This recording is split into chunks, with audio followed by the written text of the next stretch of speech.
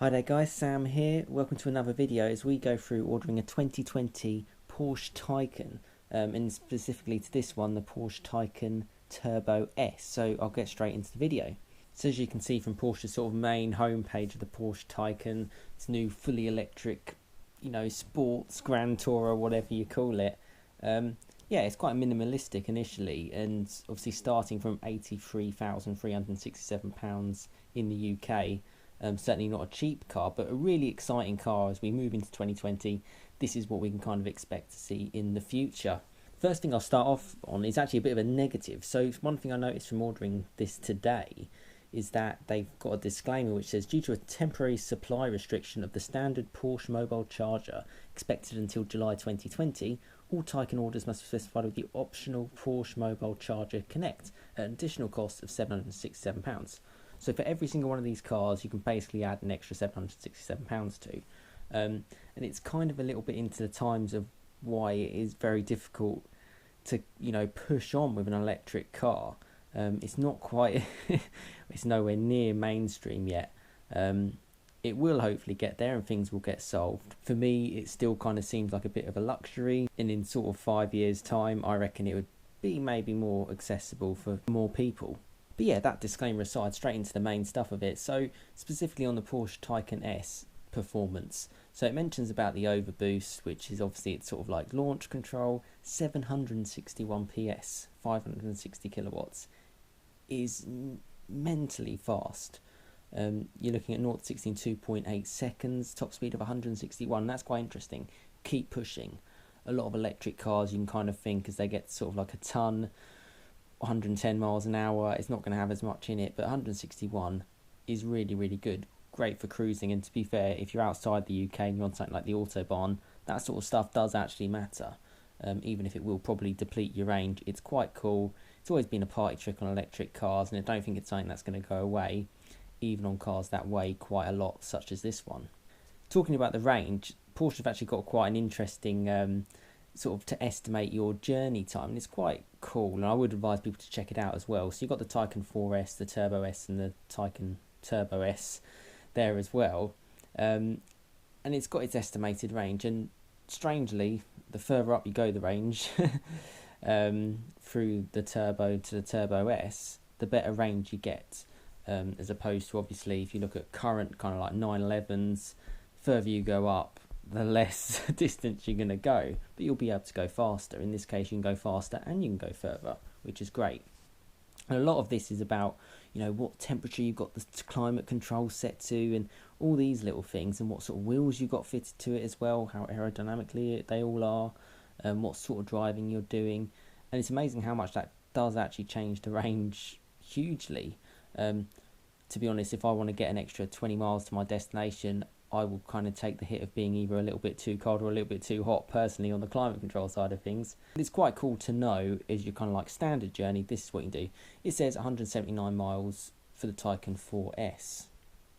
And as you go further up in the car we're going to talk about a little bit more, the Taycan Turbo S, 205 miles with the exact same settings, which actually is not too bad for a 2.3, 2.4 ton car, which does 0 to 60 in 2.8 seconds. It's scarcely unbelievable, really. So let's move on to the actual configuration. And again, you get that same disclaimer again at the top right hand side as you check it. It's obviously quite a main thing. It does affect how obviously they can kind of show this car as its starting price.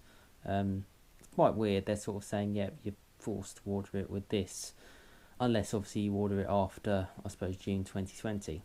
But essentially, just on the base prices of the three models of the Taycan currently available in the UK, you've got the Taycan 4S, total recommended retail price £84,134, and you have to have that £767 equipment, which I mentioned before. It's an awful lot of money, obviously. It's certainly up there with the competition today. You look at the Teslas around there. But actually, to get into this sort of new cool world, it's not actually that bad. And you think of the money that you're probably going to save on fuel costs, particularly in the UK where fuel is horrendously overpriced.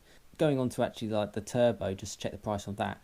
As I've mentioned in my other sort of Porsche configuration videos, Porsche do a great special pre-configuration setting when you try and configure some of their cars. And it's quite interesting because it's basically like, yeah, we'll spec it quite highly It doesn't add any extra value to the car because it's not like a GTS, it's not like anything specific, you know, that's going to make it different in terms of its name. It's just them saying, you know, we'll configure it like this. To be honest, rather do your own personal configuration.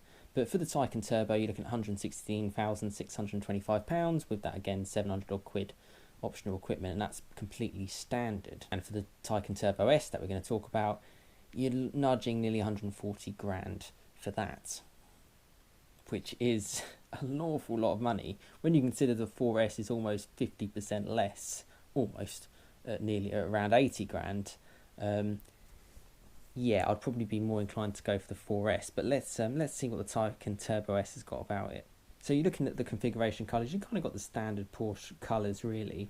You look at the Carmine Red, I think it looks quite cool, but it kind of reminds me a little bit of a Tesla. I don't know what you guys kind of think. I'm probably more inclined to go for the metallic blue. And something that I noticed as well, actually, if you've gone for a turbo and above, if you actually choose a standard colour and metallic colour, you don't actually have to pay any extra on the price. So beggars belief why someone would choose a standard white or black over a metallic white or black, for example, when it's costing them absolutely nothing extra. The Carmine Red is actually an extra of around £1,600. I like the blue. I think it's subtle. I think it kind of says a little bit more Porsche to me. I don't know why. But yeah, that's kind of what I would go for, to be honest, is the kind of initial stages on the colour. Moving on, the wheels are really, really cool, and they're kind of designed in an aero way to obviously get you a few more miles. You can spend a little bit more on some carbon aero blades, same size on the actual car as well, 21 inch. They'll cost you an extra £3,000, but look pretty cool. And to be honest, if you want to save weight as well, almost go for carbon everything that you can, because there's a real need for it, for kind of the main purpose of the car, to get you as much range as you can of electric power. The interior, now Porsche never really have exactly the most spontaneous interiors. You look at a Tesla and you've obviously got that pretty cool tablet. It does look pretty cool. This doesn't look too much dissimilar to a Panamera, and obviously that's how Porsche can afford to kind of go into the world of making this kind of project. They're going to use other cars as a baseline. It looks cool with its little tablet at the bottom. It says Porsche to me. I've driven some in the past and it says Porsche. You know, it's a proper driver's car, but maybe not the most exciting interior in the world. You can change the colours, but to be honest, look at the colours there. They're pretty bland overall, but I would probably go with what it's set with there, which is sort of like the two-tone black and grey.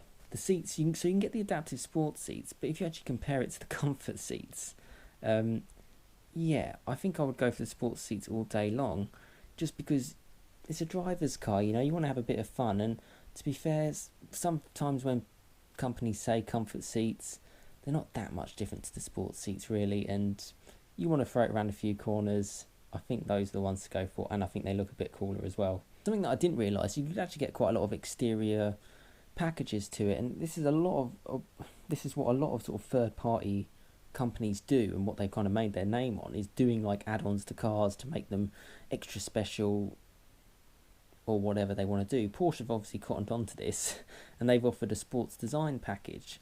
Now, I actually didn't think this was going to change too much. You know, sometimes you can get like the canards there, here and there, or like a tiny little bit of black trim here and there.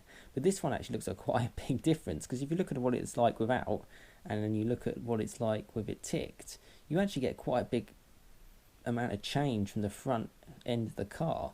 There is a bit of a change at the rear, but it's so minimal I'm not even going to show it.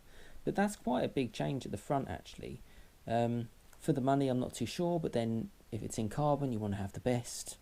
That's definitely something I would go for, which is not what I normally say actually. But for carbon, you want to keep the weight down. You know, you're spending nearly £150,000 on a car anyway. What's £3,000 to you? Something that I think looks awesome is the panoramic roof. You know, it looks amazing. I mean, check that out.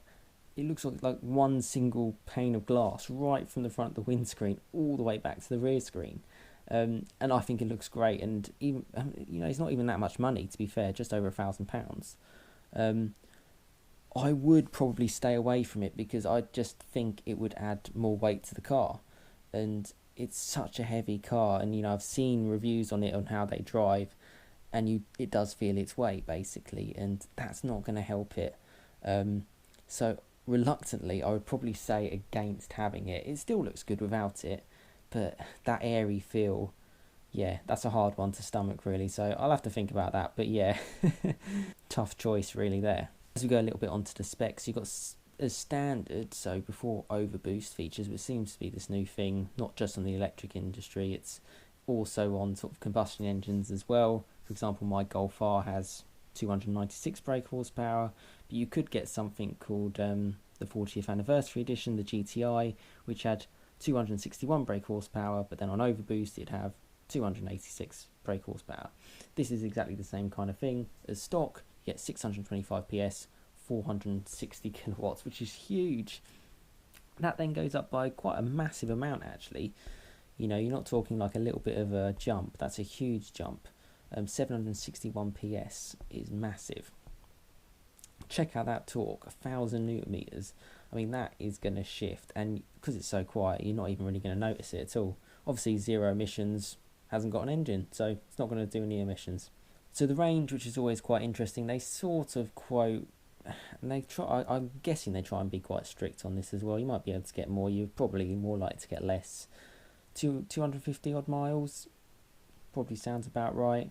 In the real world, maybe 200 miles. Maybe in some super special, you know, perfect day conditions, you might actually get the 295 miles it says there. Either way, it's a livable amount of miles before you have to charge up. On the performance, mentioned it before, 0 to 60 2.8 seconds, 0 to 100 6.3 seconds, 0 to 124 9.8 seconds. That's really, really cool. And for reference, that's 0 to 100 2.8 seconds in kilometers an hour, 0 to 160 kilometers an hour there as well, and that's all with launch control, so that's if you set it. Quite specific there, but yeah, stupidly crazy numbers. The one thing that I think you lot should be interested in, service intervals, 2 years, 20,000 miles, so a little bit longer than a combustion engine car, so that's good. The high voltage battery warranty period, which is quoted, is 8 years or 160,000 kilometers, which is just under 100,000 miles. That's a good amount. I don't know what it would cost to replace that sort of battery, but I'm guessing in today's age it's quite a lot. In 8 years' time, if your warranty ran out and you had to pay for it yourself, it would probably be a little bit less, I would have thought, because battery technology changes. It's ultimately just a shell. It should be able to adapt to the modern way. But yeah, 100,000 miles is pretty good. A little bit around the weight. So Porsche quoted at just under 2.3 tons. It's a heavy car. No getting away from it. That's generally down to the batteries, and it is quite a big car as well. Even like the Volkswagen ID3, which I am interested in because I think it's a bit, well, it's a lot more cost effective at around £25,000 in the UK. That's what they're sort of suggesting this year. That weighs about 1.6 tons, and that's a small city car. So Porsche have probably done all right, to be fair, to get it to that weight, but it's such a shame that we live in a world in 2020 and they can't get the weight down on these electric cars, because they'd just be amazing if it was. You know, the reason why some of the best sports cars are the best isn't all because of their power, it's because they don't weigh anything. You look at Formula 1, those cars weighs what, 600-700 kilos today. It's nothing really. So there we go, the Porsche Taycan Turbo S. Pretty exciting. You know, I look forward to trying one out. I'm looking forward to seeing one on the road as well, actually. I'm very close to a Porsche dealer in West London, and I haven't seen one yet. And I hope to see one on the road. Interesting to see what it's like on track, or to try a little test drive in it.